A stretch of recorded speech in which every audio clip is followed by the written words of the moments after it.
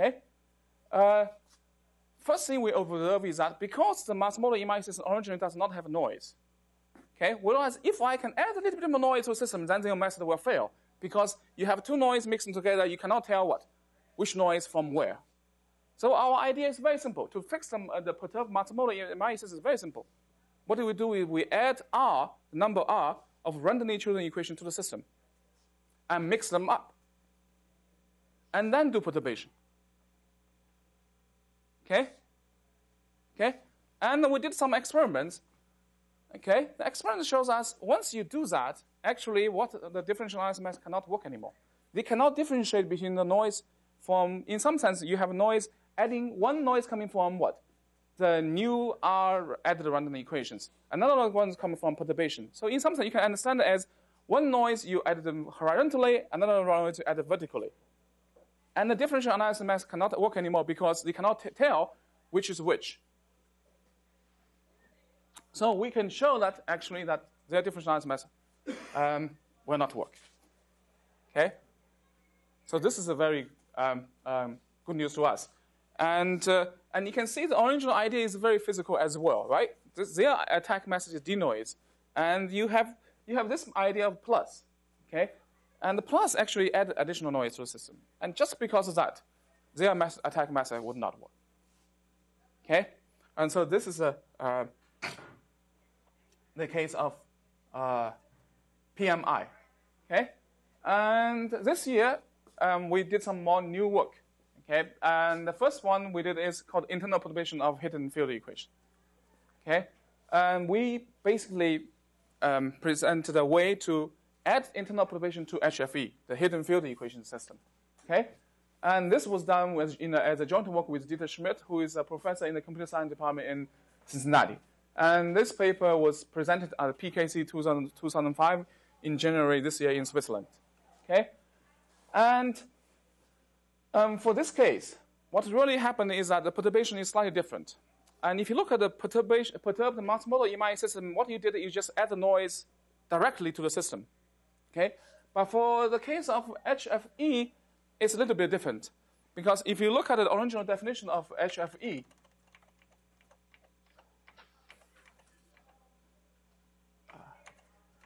HFE here. If you look at the definition of the map of HFE, and HFE is not a homogeneous map. It's not a purely quadratic map. You have linear terms. And the new idea is very simple. We will mix noise with what? With those linear terms. Instead of just add them, you somehow have a mixing going on. Okay? So that's the idea of internal perturbed HFE system. Okay? And and the difference between this idea and the original HFEV is that an HFEV is a combination of hidden field equation with oil vinegar. In this case, you can see the difference between the internal perturbed HFE and the HFE is that one is kind of external perturbation, another one is what? Internal perturbation. Okay? Okay. And one more question you would ask is, how about differential analysis attack? And it's very easy to see that differential analysis attack cannot work anymore. Why? Because the HFE itself originally have noise, which means if you study the differential HFE, if you treat the difference as the differential as a linear map, the dimensional kernel change all the time itself. It has noise.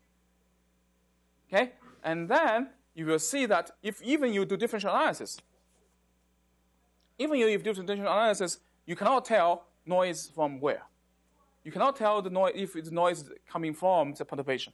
So therefore, the method developed by Professor Jacques Stern cannot work anymore here. Okay, for HFE case, cannot work here anymore. And the most important thing I want to mention about the internal perturbation of HFE is the computation speed. In HFE case, if you want to decrypt, you have to solve a polynomial equation. Okay? Given the polynomial equation, if you have a degree, suppose the polynomial equation, suppose the degree is n. Yeah? Suppose you have a polynomial degree is n.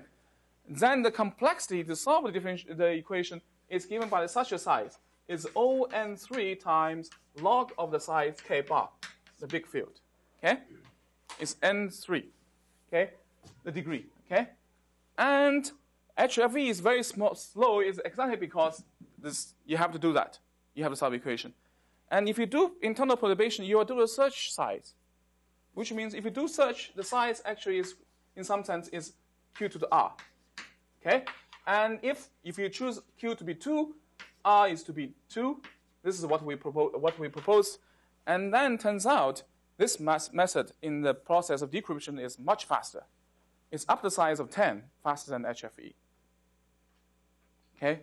And this is a result not done by us. Actually, there's a research group in Taiwan, in National University of Taiwan, in the engineering department. They implemented our algorithm.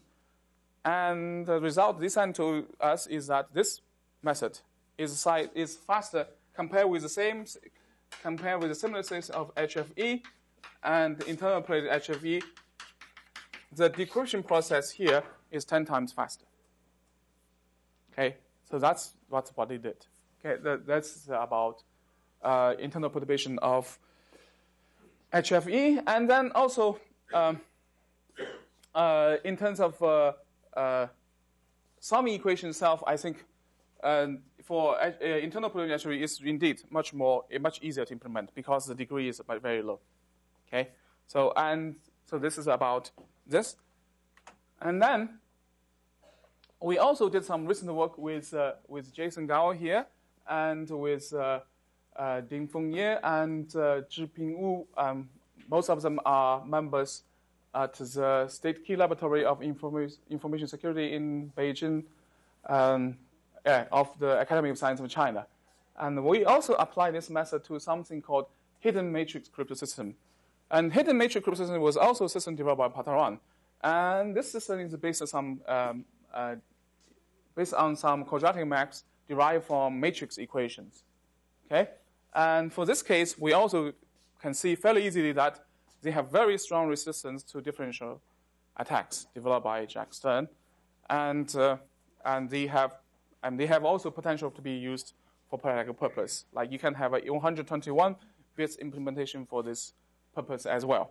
So this is this work is just accepted in the International Workshop on Informations Hiding and Information Security, which will be held in Singapore this year in May. Okay, and so this is about our most recent work, and I think that's all I have for today. And thank you very much. Are there any questions? So how much faster is it than RSA? Compare which one with which? Let's say the most efficient encryption. In general, it's by scale of 10. Scale of 10. Yeah, in general, scale of 10. Yeah. Yes. And for the signature schemes, is much faster? The verification is much faster, or? Both cases. Both cases. And I can tell you the case for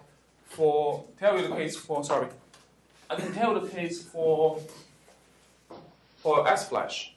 Okay, S-Flash. S-Flash, the public key is given by 26 polynomials. Okay, 26 polynomials. Yeah, 26 polynomials with 37 variables. Okay, so that's the public. How many bits does it take to represent it?